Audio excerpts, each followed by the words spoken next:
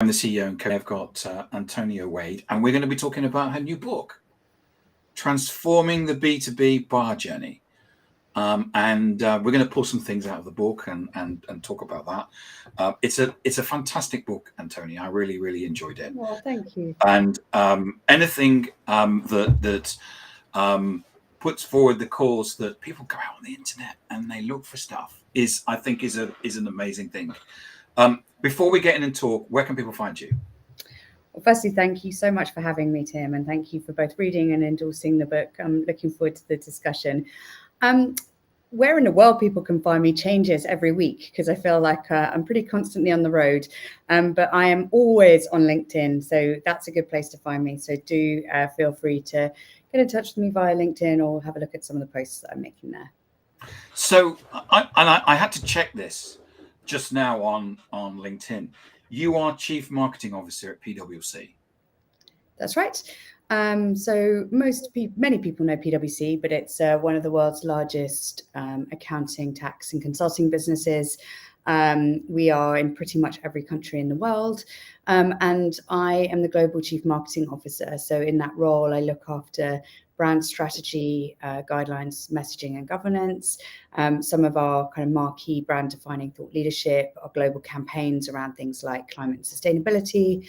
I look after the sales and marketing technology stack, including pwc.com. And I look after, so I have a team that does marketing into our biggest accounts, but also looks to share best practice across marketing and sales around the world. So based on your work-life balance of being Chief Marketing Officer at PwC, where did you find the time to write the book? Well, it's quite funny because I actually had a break between my last job and this one of 3 months. And my husband said to me, please do something, Antonia, because if you're in the house with nothing to do, you're going to drive me insane. So it's either write a book or get a divorce, I think. But that's what got me started anyway. And then I sort of was able to kind of complete it because as I said, I travel a lot. My children were very kind about letting me have a bit of time at the weekends and holidays. So that's how I got it done.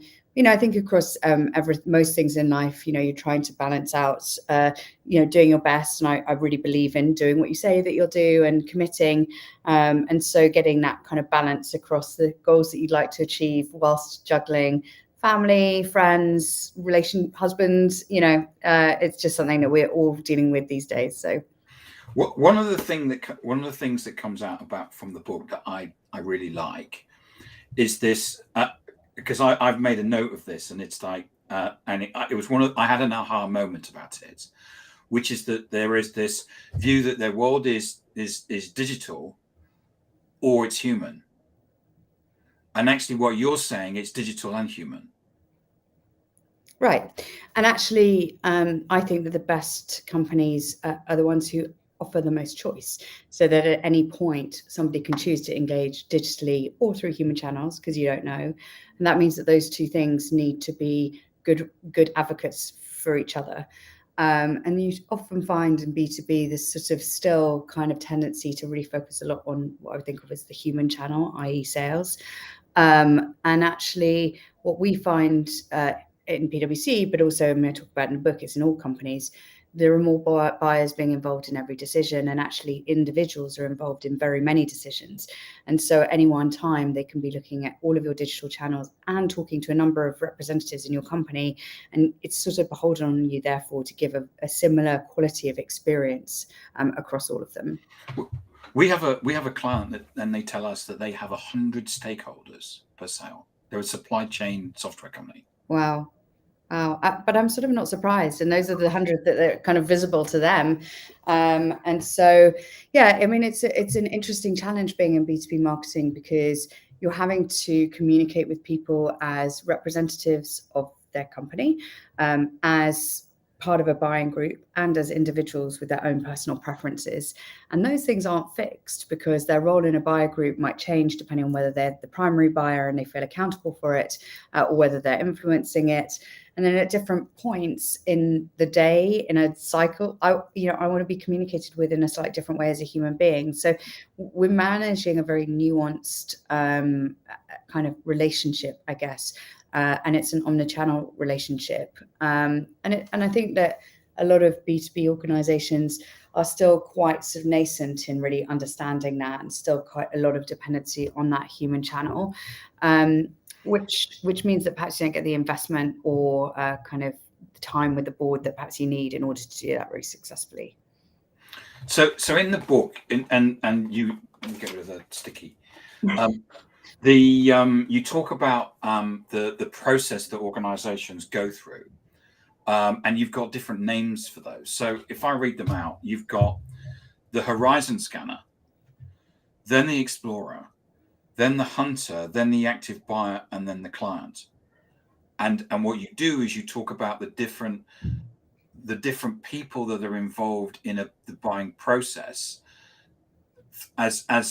So you'll get people that are saying, I'm what you call a horizon scanner. So that's someone that's saying, I think that we've got to get something, and I need to have a long view of that. Right. So talk us through how you came about your 5 stages. My stages. Thanks. Well, I think that the first thing, and I start off by talking about this at the very beginning of the book, which is I think that the idea of the funnel is quite unhelpful in B2B marketing, particularly in complex sales, because it assumes a singular person or set of people going through a kind of rational set of decisions, and that the volume of those people changes in a really predictable way over a course of time. And the reality is that's just not how it works. And certainly if you're selling complicated transformation that might change the course of a business, of an organization's future, people could take years to make that decision, and it's not a linear decision.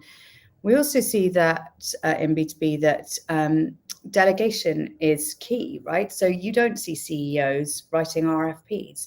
So again, the idea that you have the same people, the people who are architecting strategy are looking for ideas and information. So talk about horizon scanners. What they're trying to do is to say, I need to understand what's going to be an opportunity or threat for my business. How do we create resilience or growth or shareholder returns over the longer term? What does that mean that we might need to consider doing, right? So they're really far away.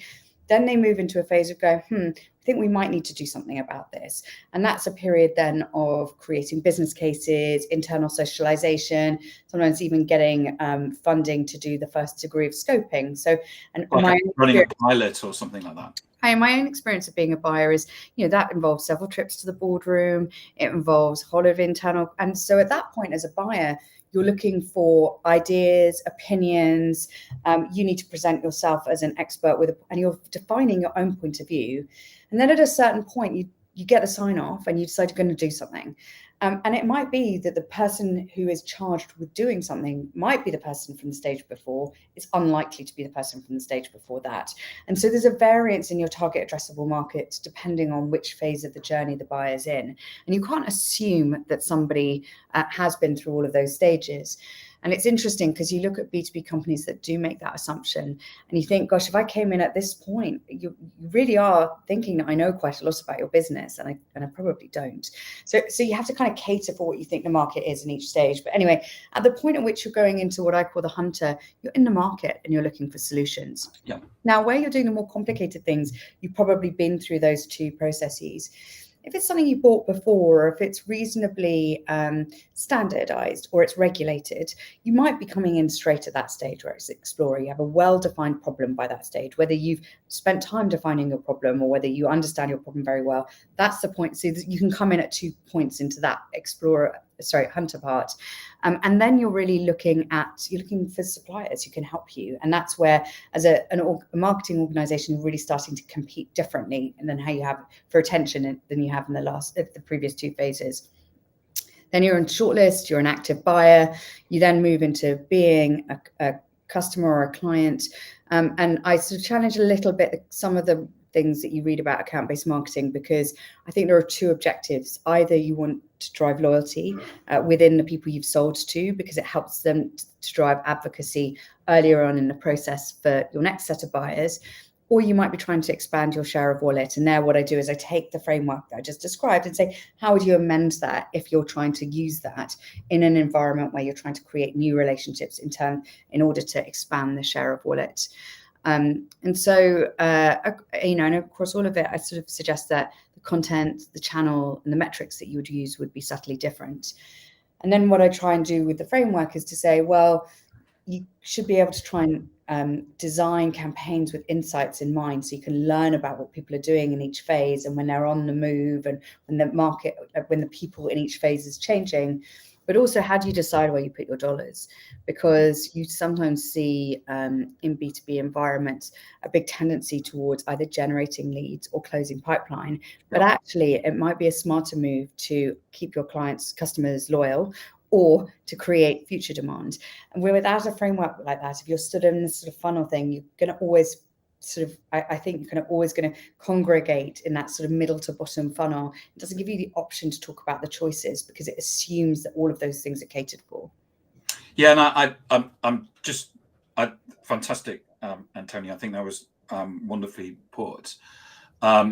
Just going through those items again, and I think that in an ever-changing world, regardless of how big or small the company is, because quite often when we're talking about PwC, we immediately think of big companies. But the buying behavior doesn't matter whether you've got 10 people in the company or whether you've got 100,000 people in the company. I think there's still people that are going, artificial intelligence. What on earth is it? What on earth is going on? Is that something that we should be looking at? Is that something that we should be investing in? What does ChatGPT mean for us as a business? And it means the same whether you've got 100,000 or 10 people in the company. And that's where you would possibly get an horizon scanner to say, to actually go and go out and tell me, come out of a board meeting, you go to somebody in the office and say, can you just go and find out what's going on with AI? Everyone's talking about it. Yeah. We need to have an opinion about it. And can you come back and either present to the board or present to me or whatever? And I think that that's a reality in the world. Would you agree? Yeah, I mean, certainly I agree that everyone's interested in AI at the moment, and we certainly. I'm just picking that as it could be. I mean, I just looked. It could be anything. Climate. It could be anything. The metaverse, ESG. Whatever it is. Exactly. What as a board, as a leader of the board, most businesses, big or small, need to have an opinion about it, and someone needs to go out and scan and find out what that is, and they will probably do that with or not contacting a supplier. Well, and actually more likely not.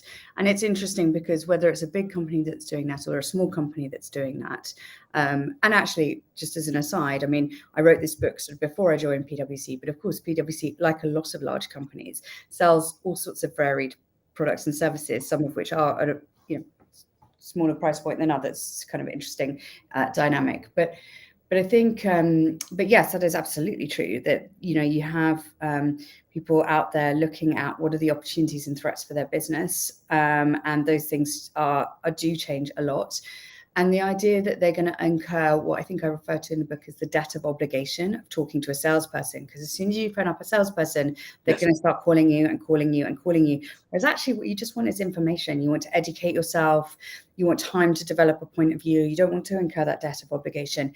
But you do want to hear from experts about what AI, in the example you gave, might mean for, I don't know, a small whatever business. And so the idea that a prospect or a client is going to phone up their sales rep to educate themselves is very, very dated. I mean, most people, you yourself, will go onto the internet and do some self-discovery. And that's where, if you're not very thoughtful about your thought leadership and where it shows up and how easy it is to find, you miss the opportunity to start that connection between that relevant topic that a client's looking for and what you could offer as a business really, really early on. Yeah, I think because of course what we always do is we forget that there's a buying process and there's a selling process, right. And the two are actually disconnected. Right. And I think quite often people forget that. And I love your term of debt of obligation. There's blog in that, which is that the moment that you speak to a salesperson, you become a line in the CRM. Exactly. And that person is basically, they have a manager and they're going to say, budget, authority, need, time scale, etc., etc. So what you'll do is that and the internet is a fantastic thing to avoid talking to salespeople. Right. And exactly to your point, like you don't want to be forced into a sales situation. And then sometimes that can be very damaging for your brand and reputation, because actually if you're too aggressive at the point at which somebody's just trying to inform themselves and educate themselves, honestly, they're never going to consider you and you've lost your opportunity. Whereas thought leadership, digital channels, events could have served you much, much better.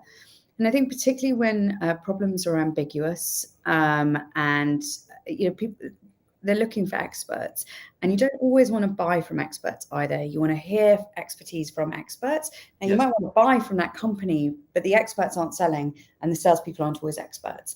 And so again, I think kind of mix up the dynamic, and sometimes you see companies really missing the opportunity to position their experts, which probably is a better way of getting to that sale and actually a faster way of getting to the sale. From the beginning of time when I was in sales, it was you've got to control the sale. And that's all about actually getting in early.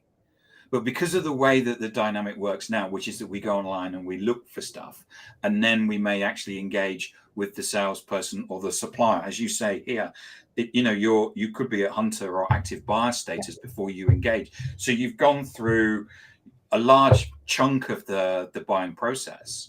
At that point, quite often suppliers are just commodities because you're on a short list of 5. Right.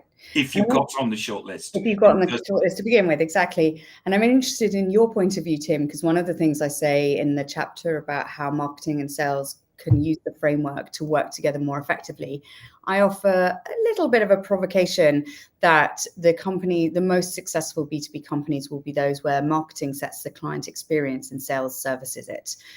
Which feels very different to kind of classic old-fashioned B2B. I'm interested in your point of view about that. Oh wow, it's interview with me time, is it? Well, just for a minute. I'll give you a minute. Okay. Yeah, I when I read the book, you are provocative, and I think and you have to be, and I think that I've written a book about sales and marketing working together, so I'm kind of biased. But they've got to work together. I've worked in organizations where sales threw rocks at marketing and marketing threw rocks at sales over email day after day.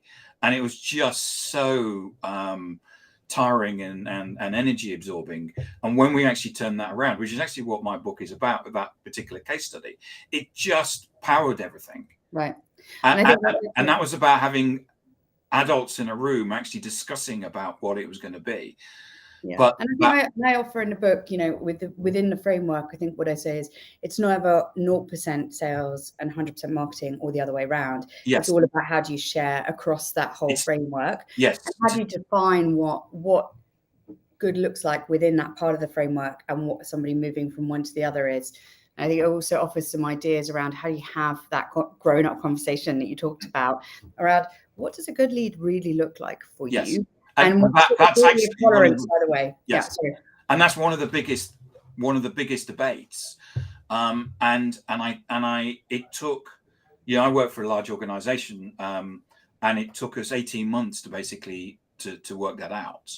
And I think sometimes people think there's going to be a book and it will be instant. And whether your business is small or large, it's a conversation that you have to have. Yeah.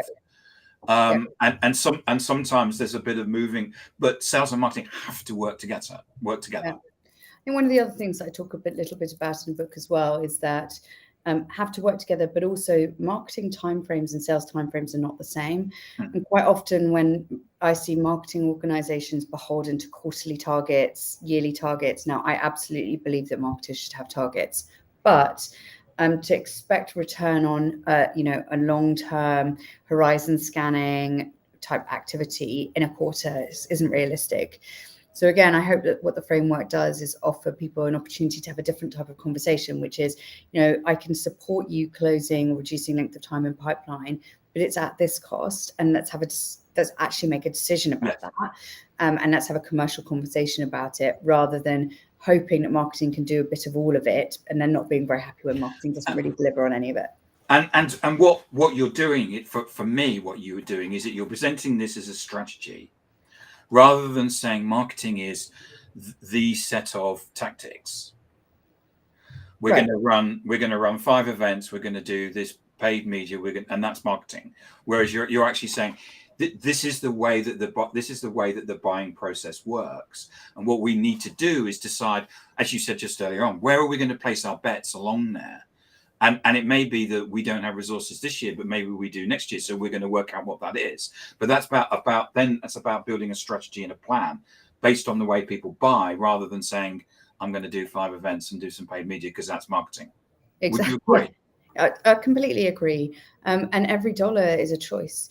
And so, if you are in an organization where you feel like you're doing a lot around that kind of end of hunter into active buyer, you're making a decision to put your marketing dollars to do sales enablement. And that might be a very good decision for you.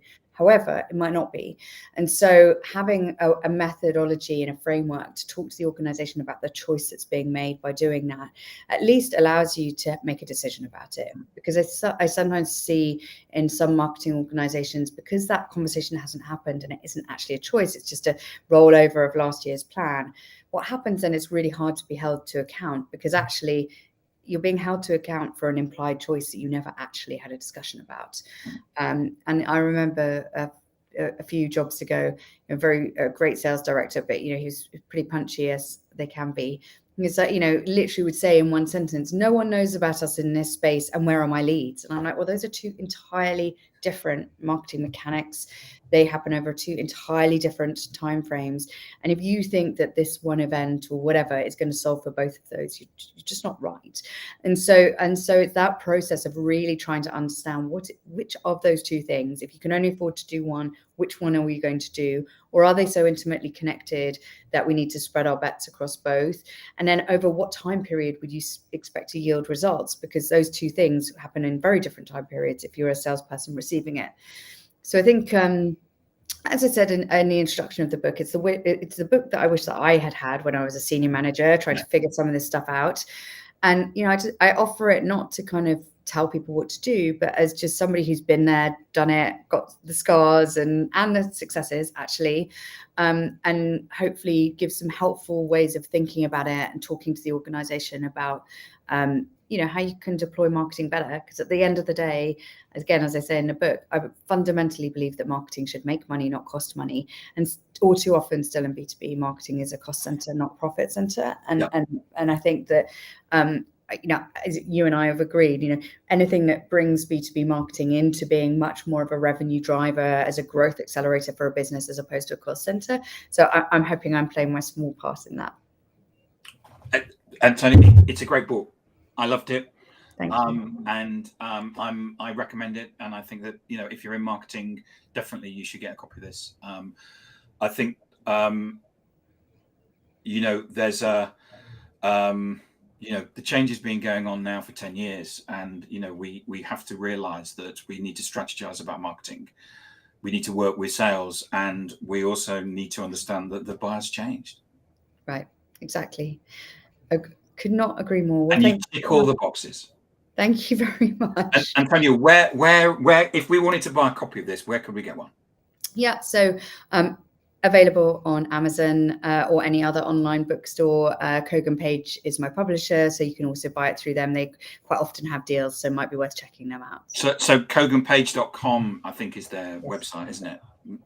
Yeah. And Andrew, who's one of our very watches pretty much every show. Thank you.